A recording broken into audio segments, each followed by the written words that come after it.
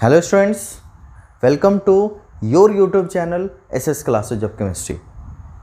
My dear students, हम लोग chemical kinetics कर रहे हैं।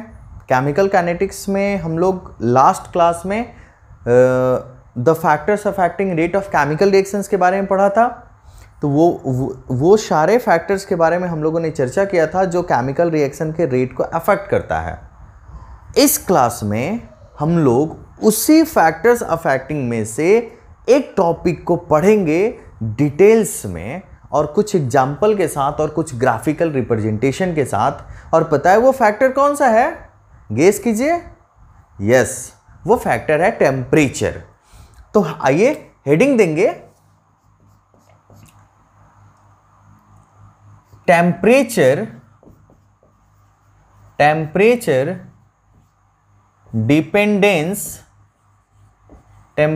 Dependence of rate of a chemical reaction.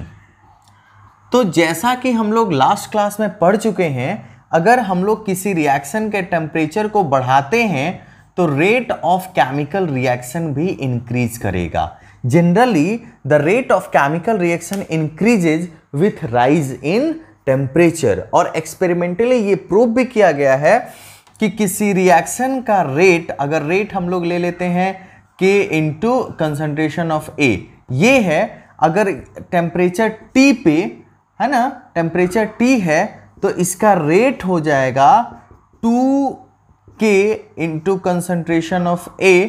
अगर 10 डिग्री सेल्सियस टेम्परेचर को हम लोग इंक्रीज कर दें, है ना, तो टेम्परेचर T पे जितना है उसका जस्ट डबल हो जाएगा अगर आप 10 डिग्री सेल्सियस टेम्परेचर को इंक्रीज कर दें तो। ओके, तो हम लोग क्या देखे लास्ट क्लास में भी ये सारे चीज का चर्चा किए थे कि rate of chemical reaction increase होता है अगर हम लोग टेम्परेचर को इंक्रीज करते हैं। तो आइए इस सब चीज को एक छोटा सा एग्जाम्पल से समझते हैं, और वो एग्जाम्पल है decomposition of N2O5। Decomposition of N2O5। N2O5 का डिकम्पोजिशन देखिए क्या होता है। अगर आपके पास N2O5 है तो ये डिकम्पोज होके बनाएगा NO2 प्लस O2। अगर आप चाहते हैं इसको बैलेंस करना तो यहाँ पे 2 और यहाँ पे 4। ओके, इसका इनिशियल कंसंट्रेशन है N। क्या मान लेते हैं इसके इनिशियल कंसंट्रेशन को? चलिए कंसंट्रेशन है तो M मान लेते हैं। इसका इनिशियल कंसंट्रेशन है M, और एक ग्राफ से समझते हैं कि कंसंट्रेशन को M/2 होने में कितना टेम्परेचर पे कितना टाइम लगेगा। सॉरी, एक टेबल से समझते हैं। एक टेबल बना लिए, इसमें हम लोगों ने लिखा कंसंट्रेशन, इसमें लिखा टाइम, और इधर हम लोग लिख रहे हैं टेम्परेचर। देखना ध्यान से, M/2 मतलब कंसंट्रेशन को आधा होने में टाइम लगेगा 12 मिनट। कितना टाइम लगेगा? 12 मिनट। अगर टेम्परेचर हो 50 डिग्री सेल्सियस, 50 डिग्री सेल्सियस हो तो ये 12 मिनट में आधा डिकम्पोज होगा। ओके, और फिर से इसका कंसंट्रेशन M/2 होने में 5 आवर लगेगा। कितना आवर लगेगा? 5 आवर। अगर कंसंट्रेशन हो 25 डिग्री सेल्सियस, लेकिन M/2 होने में 10 डेज लगेगा। देखना ध्यान से, कितना दिन लगेगा? 10 दिन। अगर टेम्परेचर हो 0 डिग्री सेल्सियस, तो अगर N2O5 को आपको डिकम्पोज करना है 0 डिग्री सेल्सियस पे तो आपको 10 दिन लगेगा इसको आधा डिकम्पोज होने में, है ना। Half of the initial concentration को डिकम्पोज होने में 10 दिन लगेगा। कब? जब टेम्परेचर 0 डिग्री सेल्सियस हो। तो आपने देखा कि कैसे टेम्परेचर इफेक्ट कर रहा है रेट ऑफ केमिकल रिएक्शन को। ओके, तो आइए अब इस चीज को रेट ऑफ केमिकल रिएक्शन के ऊपर टेम्परेचर के ऊपर rate of chemical reaction depend करता है। इस चीज को किसने एक्सप्लेन किया, है ना? इस बात को एक्सप्लेन किया और जस्टिफाई किया कौन? तो वो थे आर्हेनियस। और आर्हेनियस ने अपने एक इक्वेशन में इस चीज को प्रूफ किया कि temperature rate of chemical reaction को इफेक्ट करता है। तो आर्हेनियस इक्वेशन क्या था? तो आर्हेनियस इक्वेशन था K equal to A into E to the power minus EA by RT। Actually ये जो इक्वेशन है इसको एक डच साइंटिस्ट थे वॉन्टहॉफ साहब ने प्रपोज किया था, लेकिन इसका फिजिकल जस्टिफिकेशन आर्हेनियस साहब ने दिया, इसलिए इसको हम लोग आर्हेनियस इक्वेशन कहते हैं। ओके, अब आर्हेनियस इक्वेशन में कौन क्या है आइए इसके बारे में जानते हैं। तो जैसे के तो आपको पता ही है, के क्या है? तो के है रेट कांस्टेंट। ए क्या है? तो ए को आप आर्हेनियस फैक्टर बोल सकते हैं। ए क्या है? आर्हेनियस फैक्टर है, या फिर इसको प्री एक्सपोनेंशियल फैक्टर भी बोलते हैं, प्री एक्सपोनेंशियल फैक्टर भी बोलते हैं, या फिर क्या लिख दिए भाई? फैक्टर, FACTOR फैक्टर भी बोलते हैं, या फिर इसको हम लोग फ्रीक्वेंसी फैक्टर भी बोलते हैं। देखिए 3 नाम है इसका। ओके, ई तो एक्सपोनेंट है। ये क्या है? ये है एक्टिवेशन एनर्जी। ये क्या है? Activation energy. अभी चर्चा करेंगे कि एक्टिवेशन एनर्जी होता क्या है।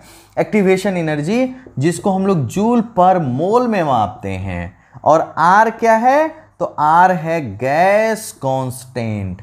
क्या आपको गैस कांस्टेंट का वैल्यू पता है? चलिए हम बताते हैं। आर इक्वल टू होता है 0.082 ATM लीटर पर मोल पर केल्विन। ओके, या फिर आर इक्वल टू होता है 8.314 जूल पर केल्विन पर मोल। इन दोनों वैल्यू में से जो वैल्यू आपको लगे आप लिख सकते हैं। और टी क्या है?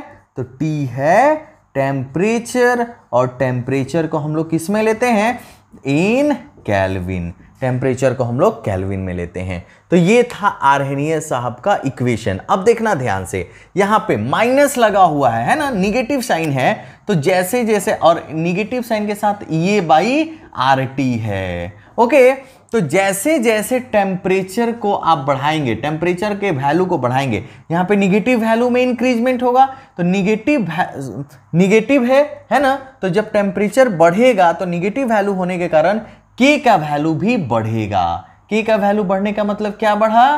रेट कांस्टेंट बढ़ा। ओके, तो यहां पर रेट कांस्टेंट बढ़ रहा है ना। तो जब रेट कांस्टेंट बढ़ रहा है तो इससे कैसे समझे कि रेट ऑफ केमिकल रिएक्शन भी इंक्रीज करता है? जब टेम्परेचर इंक्रीज करेगा तो रेट कांस्टेंट इंक्रीज करेगा। तो rate of chemical reaction increase कर रहा है, ये कैसे पता चले? तो ये पता चलेगा भाई किससे? तो हम लोग पढ़े थे रेट लॉ।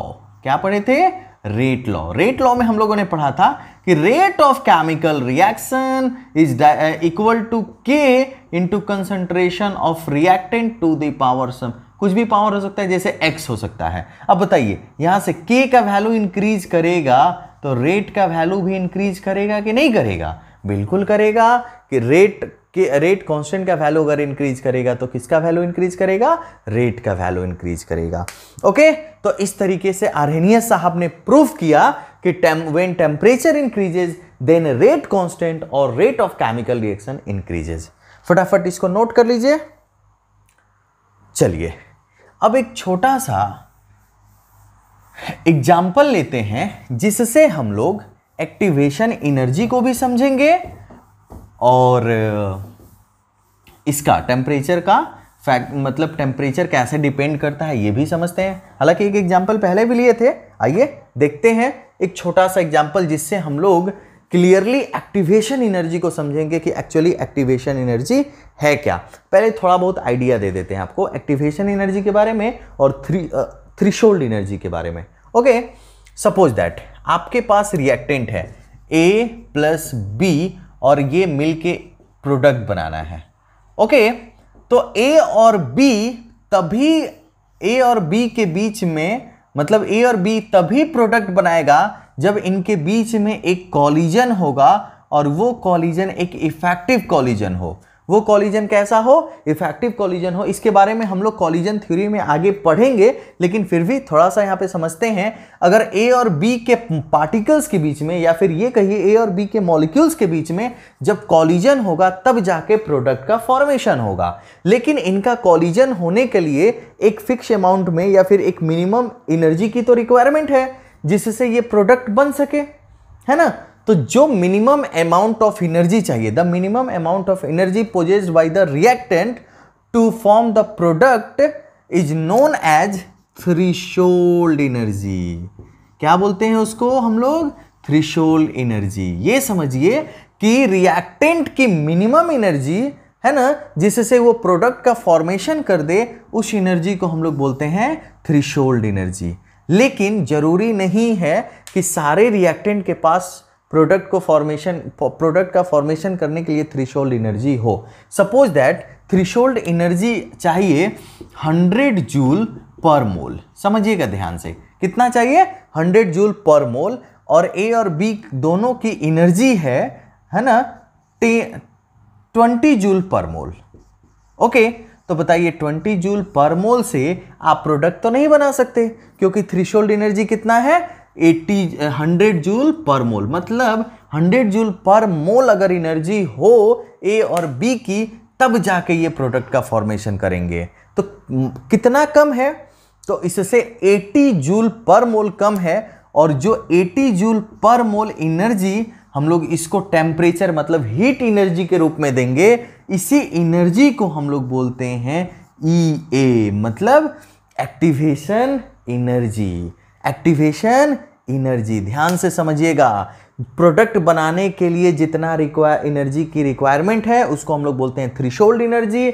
लेकिन अगर रिएक्टेंट के पास कुछ एनर्जी है और उस एनर्जी से भी कम, मतलब उस एनर्जी से प्रोडक्ट का फॉर्मेशन अगर नहीं हो पा रहा है, तो जो मिनिमम रिक्वायरमेंट है एनर्जी की, उसको हम लोग बोलेंगे एक्टिवेशन एनर्जी, है ना। The minimum required energy for the reactant so that their energy is equal to threshold energy is known as activation energy. बहुत ही आसान लैंग्वेज में आपको समझा रहे हैं।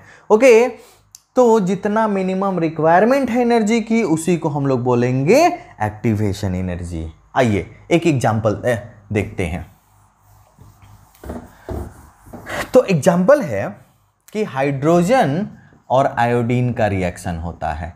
तो जब हाइड्रोजन और आयोडीन का रिएक्शन होगा, बनेगा हाइड्रोजन आयोडाइड। तो हाइड्रोजन आयोडाइड, इस चीज को समझना ध्यान से कि हाइड्रोजन H और H है, प्लस I और I है। तो इसमें सबसे पहले क्या होगा कि हाइड्रोजन के मॉलिक्यूल्स के बीच में और आयोडीन के मॉलिक्यूल्स के बीच में कॉलिजन होगा। तो कॉलिजन होके एक कुछ समय के लिए, है ना, अ फ्यू सेकेंड्स या फ्यू सेकेंड्स ही, है ना, के लिए एक यहाँ पे ऐसा स्ट्रक्चर बनेगा जिसको हम लोग इंटरमीडिएट कहते हैं। क्या बोलते हैं इसको, इंटरमीडिएट कहते हैं। इंटरमीडिएट का फॉर्मेशन बस थोड़ा देर के लिए होता है, इंटरमीडिएट, है ना, इंटरमीडिएट। और जब इंटरमीडिएट का फॉर्मेशन हो जाता है तो क्या होता है कि हाइड्रोजन हाइड्रोजन के बीच का बॉन्ड ब्रेक होगा और आयोडीन आयोडीन के बीच का बॉन्ड ब्रेक होगा और ये बना देगा 2HI। ओके, तो इंटरमीडिएट बना, है ना। अब ध्यान से देखिएगा, ये इस इंटरमीडिएट को हम लोग ना एक्टिवेटेड कॉम्प्लेक्स भी बोलते हैं। इसको क्या बोलते हैं, एक्टिवेटेड कॉम्प्लेक्स। और इस एक्टिवेटेड कॉम्प्लेक्स को बनाने के लिए जितनी एनर्जी की रिक्वायरमेंट है उसी को हम लोग बोलते हैं एक्टिवेशन एनर्जी, है ना। The energy required to form activated complex is known as activation energy. जो पहले समझाए थे वही यही यहां भी है, वो सेम चीज यहां भी है, लेकिन बस थोड़ा सा लैंग्वेज चेंज हो जा रहा है। अब इस चीज को हम लोग एक ग्राफ से देखेंगे। पहले इसके लिए हम ग्राफ ड्रॉ करते हैं, फिर जनरल ग्राफ आपको समझाएंगे। ओके, तो पहले इस रिएक्शन के लिए एक ग्राफ देखना, इसको नोट कर लो, फिर उसके बाद इसका ग्राफ देखते हैं। ओके, चलिए आइए देखते हैं। तो एक ग्राफ बनाते हैं, और ग्राफ किसका है तो देखना, एक तरफ हम लोग रखते हैं रिएक्शन कोऑर्डिनेट को, रिएक्शन कोऑर्डिनेट मतलब जो रिएक्शन हो रहा है उसको, रिएक्टेंट को, प्रोडक्ट को, और इस साइड हम लोग रखते हैं पोटेंशियल एनर्जी को। किसको रखते हैं? Potential energy. चलिए ध्यान से देखिएगा, आपका रिएक्शन हुआ है H2 प्लस I2 मिलके बनाया है 2HI। अब देखना पोटेंशियल एनर्जी, इधर एनर्जी का y एक्सिस पे हम लोग एनर्जी को लिए और x एक्सिस पे रिएक्शन कोऑर्डिनेट को लिए। ओके, तो जब ये रिएक्शन होगा तो हाइड्रोजन और आयोडीन की कुछ तो एनर्जी होगी ना, तो जो एनर्जी होगी उसका ग्राफ हम लोग यहाँ पे ले लेते हैं इसके सामने। सपोज दैट ये है H2 प्लस I2 की एनर्जी यहाँ पे है। ओके, अब ये प्रोडक्ट में तभी फॉर्म होगा जब एक्टिवेटेड कॉम्प्लेक्स बनेगा, और मान लीजिए कि एक्टिवेटेड कॉम्प्लेक्स बनने के लिए जो एनर्जी है वो यहाँ पे चाहिए, ये इतना चाहिए एनर्जी, इसको हम लोग बोल रहे हैं एक्टिवेटेड कॉम्प्लेक्स। अब इतना एनर्जी कैसे आएगा? तो यहाँ से इतना हम लोग एक्स्ट्रा एनर्जी देंगे जिससे एक्टिवेटेड कॉम्प्लेक्स का फॉर्मेशन होगा और फिर प्रोडक्ट का फॉर्मेशन होगा। ओके, यहाँ पे आ गया 2HI। अब समझना, तो यहाँ से और यहाँ तक इसका जो एनर्जी है, ठीक है, इस एनर्जी को, जो एक्स्ट्रा अमाउंट ऑफ एनर्जी हम लोग दे रहे हैं, इसी को हम लोग बोलते हैं EA। और आपको पता है कि EA क्या है? तो EA को हम लोग बोलते हैं एक्टिवेशन एनर्जी। क्या बोलते हैं? EA मतलब एक्टिवेशन एनर्जी। ठीक है, तो ये है एनर्जी ऑफ रिएक्टेंट, ये है क्या? एनर्जी ऑफ रिएक्टेंट, जिसको हम लोग ER बोल दे रहे हैं, और ये है EA। ठीक है, और यहाँ पे जो एक्टिवेटेड कॉम्प्लेक्स बनाने के लिए जो यहाँ पे एनर्जी है, ये एनर्जी पता है क्या है आपको? इसको हम लोग बोलेंगे थ्रेशोल्ड एनर्जी। कौन सी एनर्जी है ये? Threshold energy. मतलब एक्टिवेटेड कॉम्प्लेक्स बनाने के लिए जो एनर्जी है और एक्टिवेशन एनर्जी दोनों को जोड़ेंगे तब जाके वो किसके बराबर होगा? थ्रेशोल्ड एनर्जी के बराबर होगा। अब देखना, इसके एनर्जी में चेंज आया है, रिएक्टेंट का एनर्जी का ग्राफ देखिए, और प्रोडक्ट यहाँ पे आया।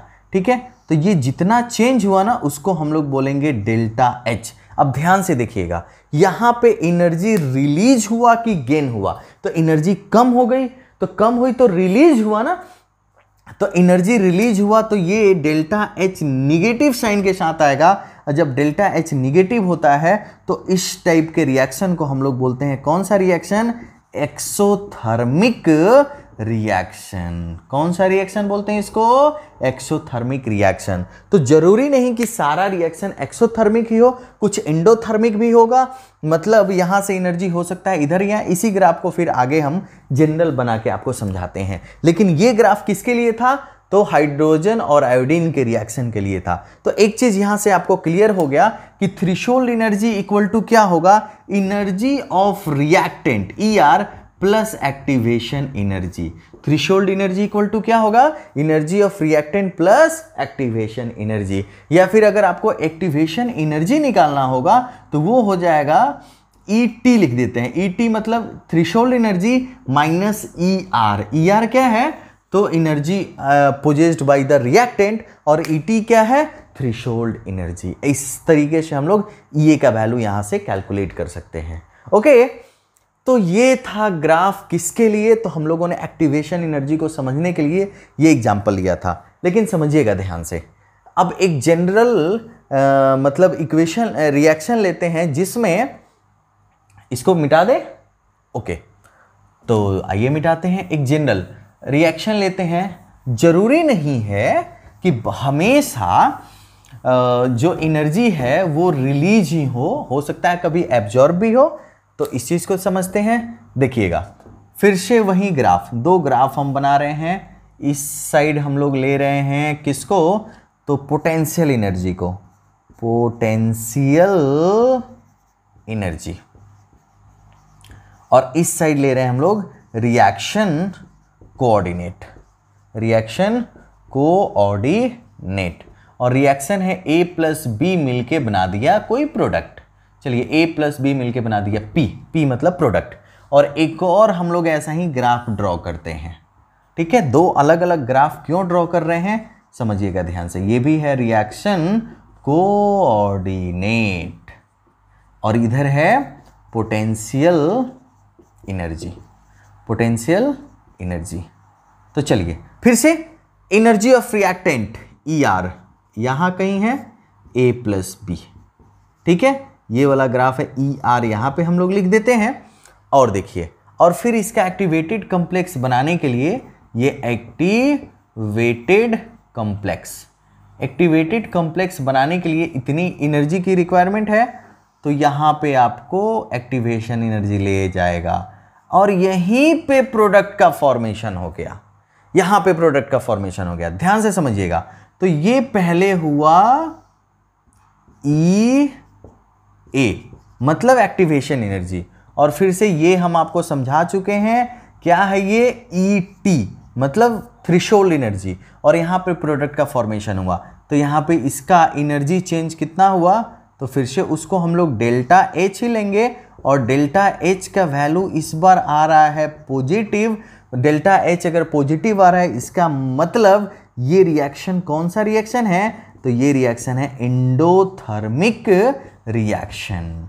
ओके, और फिर एक्सोथर्मिक रिएक्शन के बारे में आप देख चुके हैं, फिर से एक बार समझा देते हैं। तो फिर से हम ये समझ रहे हैं कि चलिए ये रिएक्शन छोड़ दीजिए, C प्लस D मिल के प्रोडक्ट बनाया, दूसरा रिएक्शन, तो यहाँ पे इसका एनर्जी का ग्राफ, इसको हम लोग बोलेंगे C plus D energy possessed by reactant, तो इसको हम लोग बोलते रहे क्या, चलिए इसको मिटा दीजिए, यहाँ पे लिख देते हैं ER।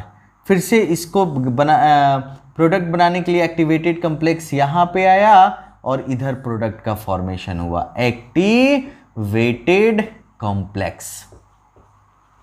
Okay, activated complex. तो फिर से ये जो आपने एनर्जी दिया उस एनर्जी को क्या बोले, एक्टिवेशन एनर्जी, और ये कौन सी एनर्जी का ग्राफ है, तो थ्रेशोल्ड एनर्जी ET, और यहाँ पे बना प्रोडक्ट, और फिर से यहाँ जो चेंजिंग हुआ वो है डेल्टा H, और डेल्टा H का वैल्यू यहाँ पे निगेटिव आया। निगेटिव होने का मतलब ये जो रिएक्शन है ये एक्सोथर्मिक रिएक्शन है। ओके, तो यहां तक हम लोग समझे एक्टिवेशन एनर्जी के बारे में।